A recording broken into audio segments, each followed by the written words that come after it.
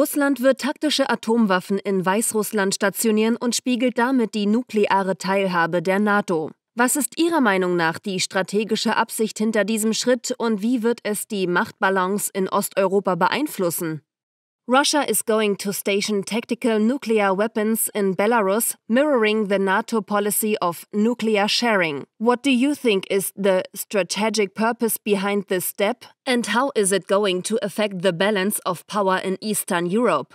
Well, when NATO and the United States have a collective policy of achieving the strategic defeat of Russia, and they have also singled out Ukraine for receiving what we'll call special attention, meaning that they are supporting the activities of opposition forces who seek to remove the Belarusian president Lukashenko from power. What do people expect Russia to do? What do they expect Belarus to do? Sit by and do nothing? Let this happen? What Russia is doing is equalizing the playing field. What's good for the goose is good for the gander. If the United States can position nuclear weapons on European soil and provide those weapons to European non-nuclear powers in time of conflict in a manner that threatens Russia, then Russia can do the same. And it's extending Russia's nuclear umbrella to Belarus. It's a signal to Poland, Latvia, Estonia, Lithuania, to NATO, to the United States, that Belarus is not some fruit ripe, ready to be plucked from a tree. That Belarus is a sovereign state whose security and future is inextricably linked to that of Russia, and that any effort to overthrow the Belarusian government to try and lure Belarus away from its current union with Russia is a threat that could result in Russia bringing its nuclear arsenal to bear. It's an escalation. There's no doubt about it. But it's an escalation brought on by the activities of Europe. It's not unprovoked. Russia didn't just wake up in the morning and say, we're going to do this. But now, thanks to the irresponsible policies of NATO, Polish cities, Baltic cities, German cities live under the threat of Russian tactical nuclear weapons. In westlichen Medien wird derzeit viel über die mögliche Frühjahrsoffensive der Ukraine geschrieben und spekuliert. Beide Seiten bereiten sich seit Monaten auf diesen Moment vor. Wie wird es ausgehen? Western media are currently talking and speculating a lot about a possible Ukrainian spring offensive. Both sides have been preparing for months for this moment. In your opinion, what are going to be the results? I don't think there's going to be a Ukrainian spring offensive. To carry out a spring offensive, there needs to be certain realities. One, there needs to be sufficient military force in Ukraine that's trained, organized, and equipped to carry out such an action. There are no such forces, not in the quantities necessary. Two, Ukraine will have had to been able to reverse the momentum on the battlefield. Right now, the momentum is with Russia, who has been carrying out a very concerted offensive operation, not only in Bakhmut, but in other areas along the lines, destroying Ukrainian forces, making significant advances. And three, Ukraine would have to have the ability to sustain such an offensive logistically. They would need the armored vehicles. They would need aircraft. They would need artillery shells. And yet NATO has all but said that Ukraine will run out of ammunition this summer. They have insufficient resources. This spring offensive is a bit of fantasy, something that Zelensky and the Ukrainian generals keep promising to their Western masters as a means of trying to compel them to continue to provide tens of billions of dollars worth of military assistance.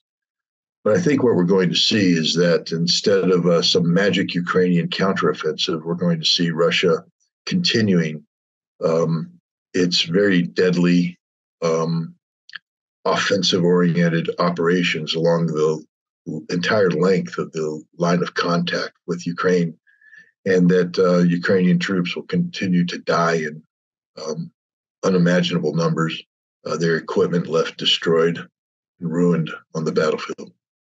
Deutschland hat angekündigt, die Militärhilfe für die Ukraine massiv auszuweiten. Auch andere Staaten investieren immer mehr Geld in diesen Krieg. Geht es da wirklich nur um solche Ideale wie die Verteidigung der westlichen Werte, wie es der britische Außenminister James Cleverly in einem Weltinterview gesagt hat?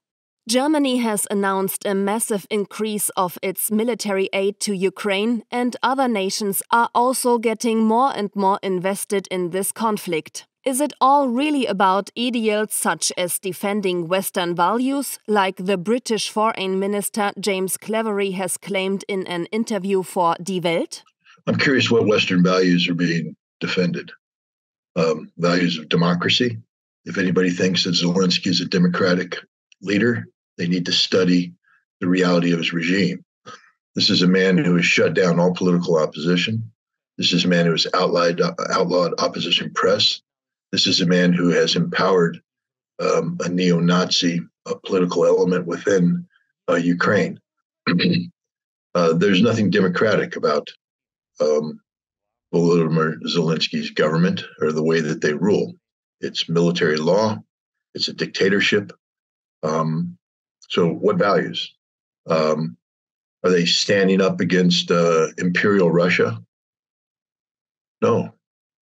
We know that Ukraine, together with NATO, have been planning this conflict for well over a decade. Petro Poroshenko, the former Ukrainian president, bragged about how he was going to make the children of the Donbas cower in basements while Ukrainian artillery rained down on them. Zelensky himself in 2019, having been elected on a platform of peace, was openly telling his supporters that Ukraine was going to go on the offensive, that it was war with Russia. And it's NATO that spent the last 8 years arming Ukraine, training their military to NATO standards for the sole purpose of going to war against Russian forces. Is this the value? Well, in many ways it is, because Western values do, in fact, embrace military aggression, unprovoked wars of aggression, the slaughter of civilians. This is what Western values have given us in places like Libya, in the former Yugoslavia, in Iraq, in Afghanistan, in Yemen, in Syria, and the list goes on and on and on. So maybe they're right. Maybe the West is defending Western values in Ukraine. But these aren't values that anybody should embrace. These are values that should be rejected. Und zum Schluss noch eine persönliche Frage an Sie. Was war der Schlüsselmoment in Ihrem Leben, dass Sie als ehemaliger US-Geheimdienstoffizier des Marinekorps und UN-Waffeninspekteur die Seite gewechselt haben, wie man es Ihnen immer wieder vorwirft? And lastly, a personal question. What was the key moment in your life that made you, a former US intelligence agent of the Marine Corps and a UN arms inspector, switch sides like you are frequently being accused of? I've never switched sides. I think the definitive moment is when I joined the Marine Corps and I took an oath to uphold and defend the Constitution of the United States against all enemies, foreign and domestic. When the Marine Corps trained me to be an intelligence officer who operated with the utmost dedication to integrity. I was trained that if you lie, Marines die. You never tell a lie. I was trained that my job wasn't to tell my bosses what they wanted to hear, but to tell them what the facts were, and then to let them make a decision on what they wanted to do. But I should never shape my decision to meet, their personal demands, that the truth is unimpeachable. And the truth must be pursued at all costs. And since that's the way I was trained, why is it surprising that that's the way I perform? It doesn't matter that I'm not wearing a uniform. This is the value system that I was given by the United States Marine Corps. And it's the value system that I continue to apply in every aspect of my life today.